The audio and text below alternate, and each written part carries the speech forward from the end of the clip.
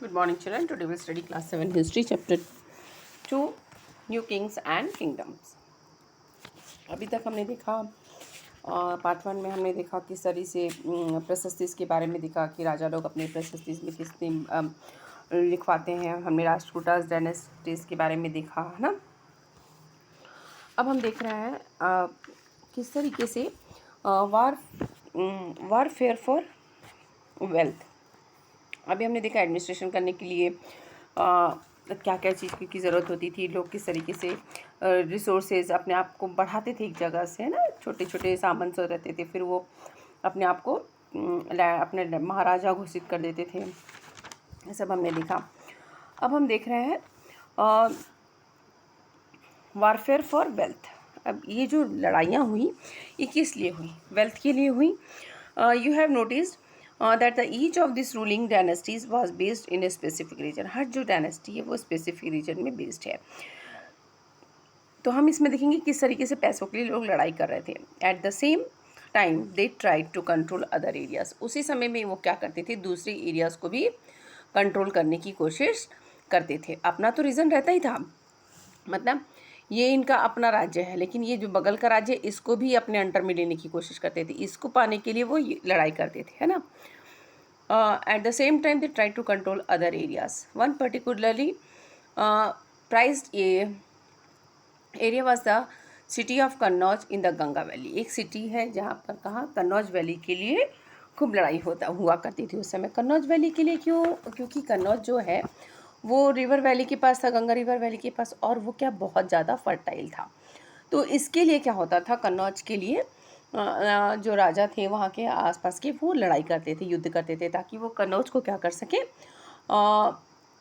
क्योंकि कन्नौज क्या था, was very important prosperous city in Ganga valley, और वो रूलर चाहते थे कि कन्नौज को हम अपने कब्जे में ले लें, इसलिए वो उस कन्नौज के लिए वो हमेशा युद्ध होता था आपस में। अब ये जो 3 रूलर्स बिलोंगिंग टू गुजर प्रतिहाराज डायनेस्टी जो है, और राष्ट्रकूटास जो है, और जो पाला डायनेस्टी के थे, ये 3 fought to have control over the Kannauj. ये तीनों क्या करते थे, कन्नौज के लिए लड़ाई करते थे कन्नौज को पाने के लिए। आपने देखा है जैसे कि ये वाला देखिए, मैप में देखिए, ये आपका मैप है। तो यहाँ से हम देखते हैं, देखिए जो ये राष्ट्रकूटा डायनेस्टीज़ है ना, ये राष्ट्रकूटा डायनेस्टी है, ये आपका ये है पाला डायनेस्टी के लोग हैं, और ये गुजर प्रतिहारा डायनेस्टी जो है। ये यहाँ पर देखिए, ये सब, ये जो पूरा है ये एरिया है कन्नौज, ये भी, इसका भी कुछ एरिया, ये सब क्या है, ये कन्नौज, ये यहाँ पर ये कन्नौज है। इसको पाने के लिए ये तीनों आपस में लड़ा करते थे, ये डायनेस्टी, राष्ट्रकूटा डायनेस्टी, गुजर प्रतिहारा डायनेस्टीज़ और पाला डायनेस्टी, ये आपस में तीनों युद्ध किया करते थे कि कन्नौज को अपने इस अंडर में लेने के लिए, ठीक है।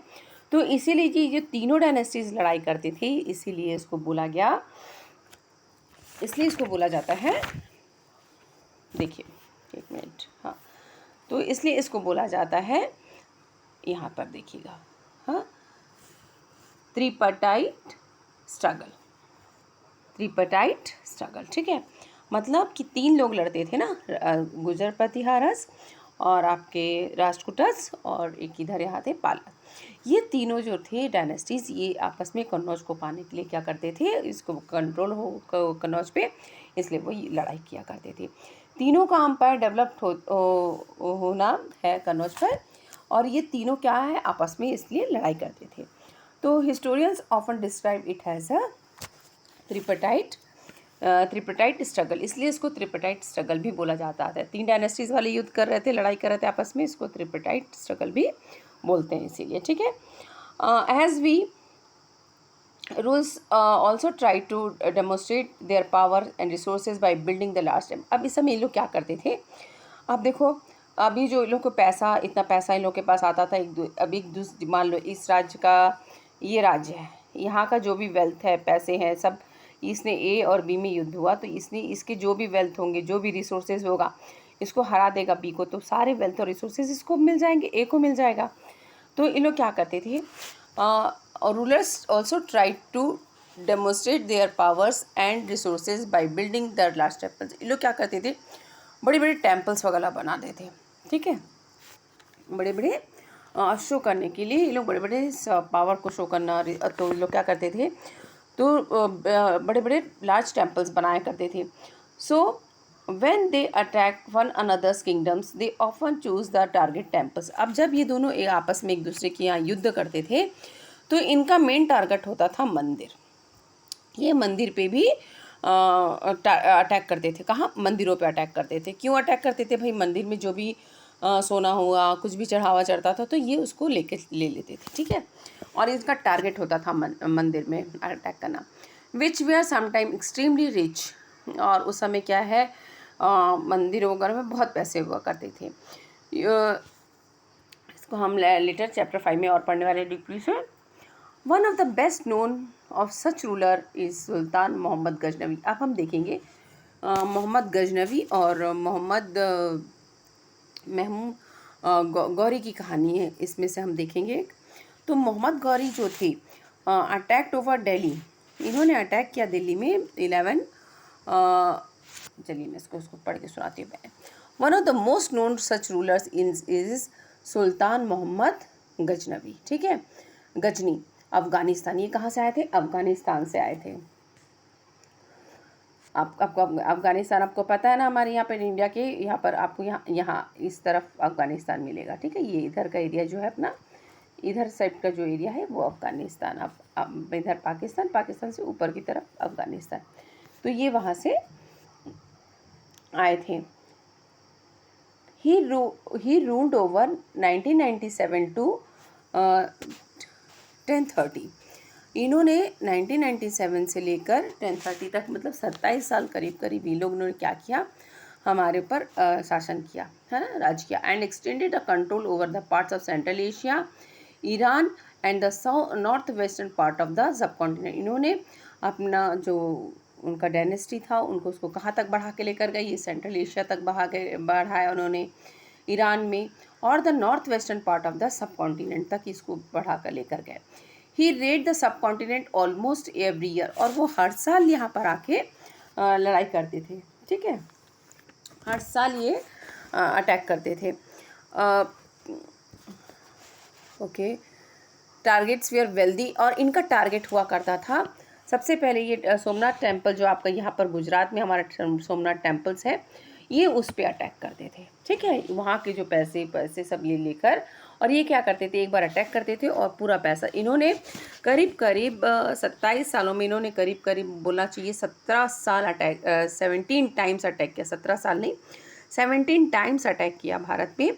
और ये अटैक करके ये करते थे, सारी चीज़ें लेकर वापस अपने वहाँ चले जाते थे, अफ़गानिस्तान चले जाते थे. और क्या करते थे, including that of the Somnath Gujarat. Somnath temple जो गुजरात का है उस पर इन्होंने बहुत बार अटैक किया. Much of the wealth Mahmud carried away was use to create the splendid capital city at the Ghazni.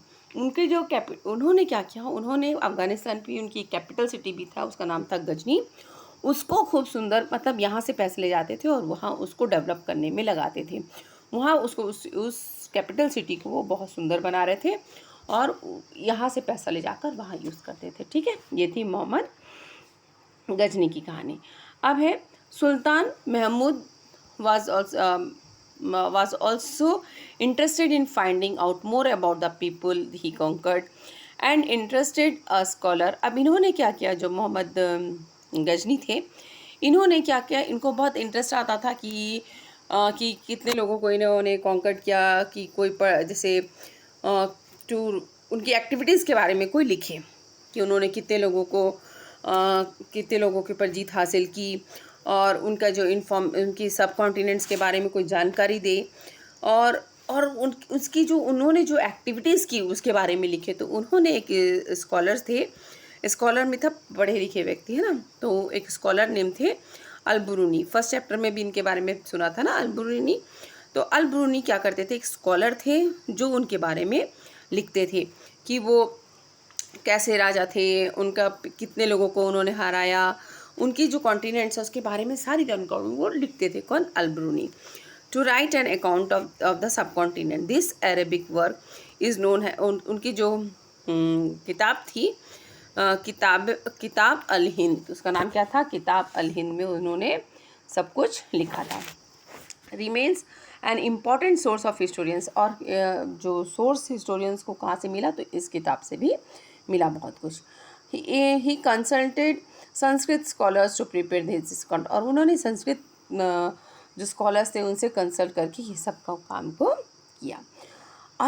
एक और किंग राजा आए who engage in the welfare including the Chamanas, later known as, उसको चौहानास भी बोलते, ठीक है। Who ruled over the region around the Delhi, और जिन्होंने राज किया, जो चौहान्स थे उन्होंने कहा राज किया दिल्ली और अजमेर में।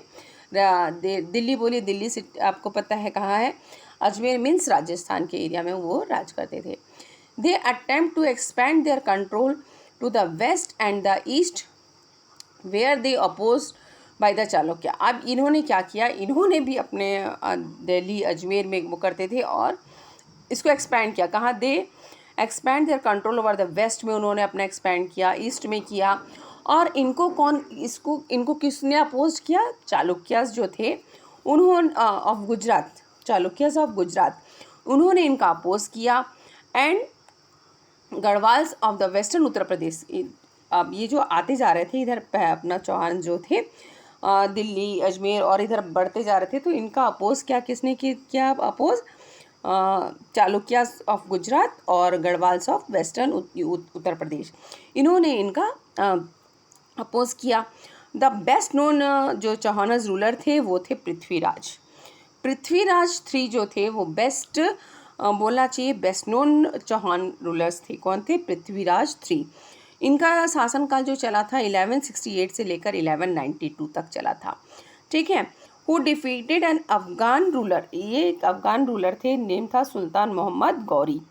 जो गौरी, उन्होंने मोहम्मद गौरी को कब हराया, 1991 में उन्होंने मोहम्मद गौरी को हटाया। एक बार कैसे देखिए, मोहम्मद गौरी अटैक दिल्ली, मोहम्मद गौरी ने एक बार 1991 में दिल्ली में अटैक किया, ठीक है।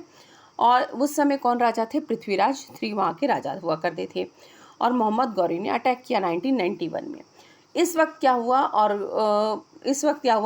जो पृथ्वीराज जो थे वो जीत गए, 1191 में पृथ्वीराज जीत गए, और उन्होंने क्या किया, गौरी को छोड़ दिया, जाने दिया। लेकिन उसके बाद क्या हुआ, और जब गौरी वापस गया उसने अपने आप को और अपनी आर्मीज़ को बढ़ाया, अपनी ताकत को बढ़ाया, और फिर 1192 में उसने फिर से दोबारा अटैक किया दिल्ली पे, और इस समय क्या हुआ, 1192 में पृथ्वीराज 3 को उसने डिफीट कर दिया, हरा दिया, ठीक है। But lost to him were very next in 1192, और 1192 में देखो, 1191 में हराया था, लेकिन 1192 में फिर से हार गए उससे, किससे, मोहम्मद गौरी से हार गए, ठीक है। ये थी कहानी उन लोगों की। और इस समय लगभग क्या हो रहा था कि जो लोकल रूलर्स था उनका राज्य ख़त्म हो रहा था, उनका रूल्स ख़त्म हो रहा था, और जो फॉरेन इन्वेडर्स थे, फॉरेनर्स जो थे वो आ रहे थे। और मोहम्मद गौरी जो था वो खुद राज करने नहीं बैठा था, उसने अपने स्लेव को यहाँ पे शासन करने के लिए रख छोड़ा था, ठीक है। अब हम देखे हैं इसके बाद एक क्लोज़र लुक ऑफ चोलास। तो चोलास देखिए आप यहाँ पर, चोलास डायनेस्टी, ये पूरी आपको चोलास डायनेस्टी दिख रही है ना। तो देखिए इसकी कहानी कैसे है, इसका है फ्रॉम उरियर टू तंजवुर, ठीक है। इसमें देखते हैं हम, फ्रॉम उरियर टू तंजवुर, उरियर टू तंजवुर हम देख रहे हैं।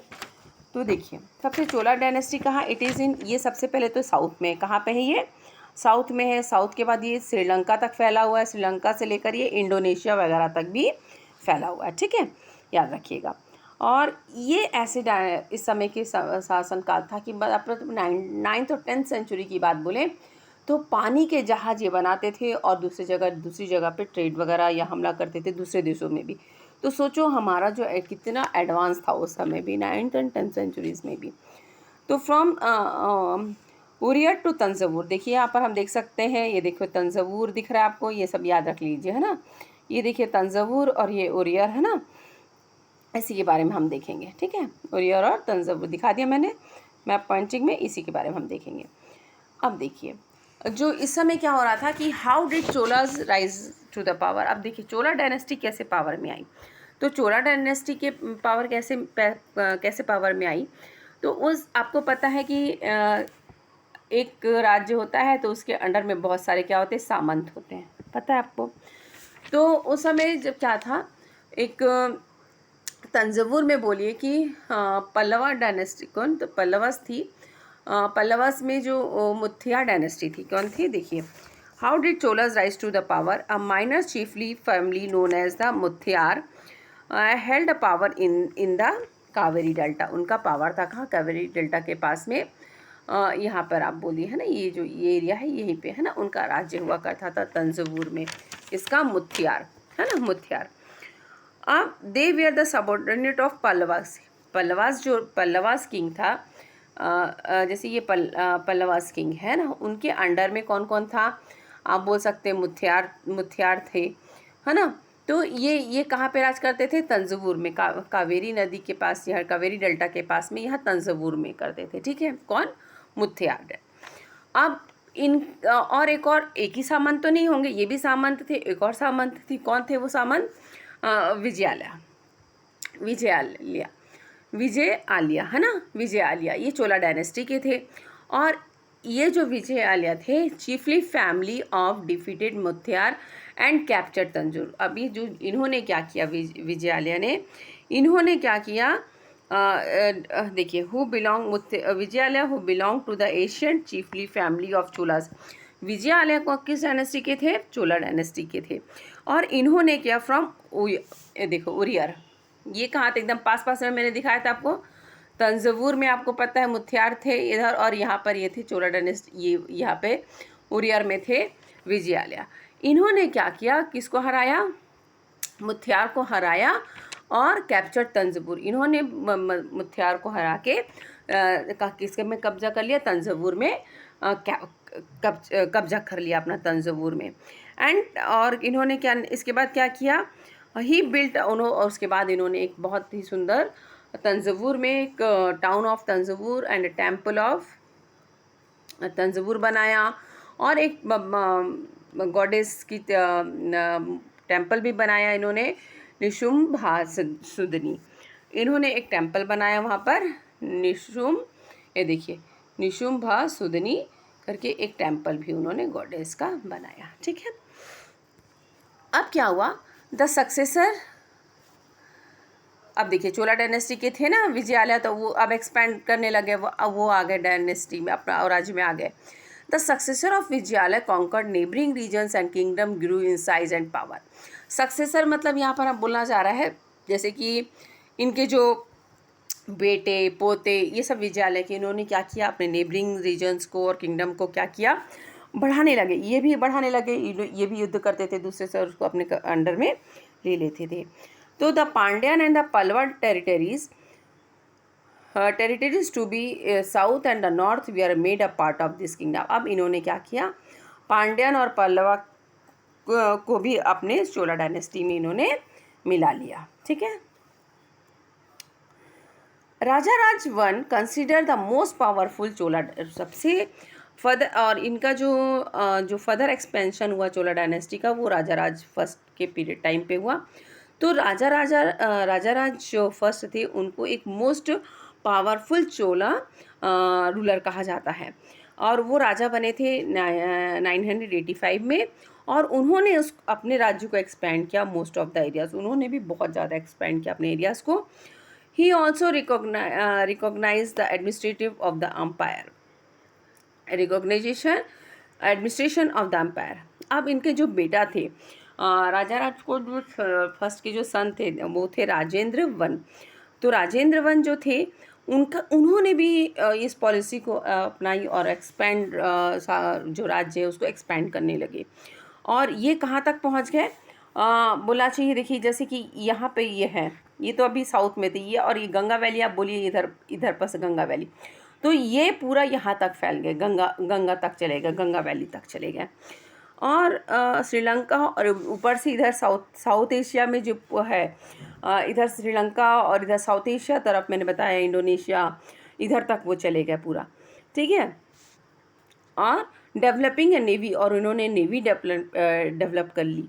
और इनको he is credited for developing navy for the expedition, और इन्होंने नेवी भी तैयार की, इनको इसका श्रेय भी दिया जाता है कि इन्होंने नेवी को एक्सपेंड किया। और इनको एक बोलना चाहिए टाइटल दिया गया जिसका नाम था गंगाईकोंडा। इनको एक नाम दिया गया जिसका नाम था गंगाईकोंडा। तो गंगाईकोंडा से इन्होंने एक, देखिए गंगा प्लस कोंडा, और इन्होंने फिर अपनी एक इन्होंने अपना एक इस्टेब्लिश किया कैपिटल जिसका नाम उन्होंने रखा था देखो गंगाईकोंडा चोलापुरम। ठीक है, गंगाईकोंडा चोलापुरम एक कैपिटल भी उन्होंने इस्टेब्लिश कर लिया था। ठीक था, तो ये था इनकी कहानी चोलास की। और इसके बाद हम स्प्लेंडेड जो टेम्पल्स और ब्रोंज स्कल्पचर है उसके बारे में हम नेक्स्ट वीडियो में पढ़ेंगे। तो आप मैप पॉइंटिंग को बहुत ध्यान दीजिएगा।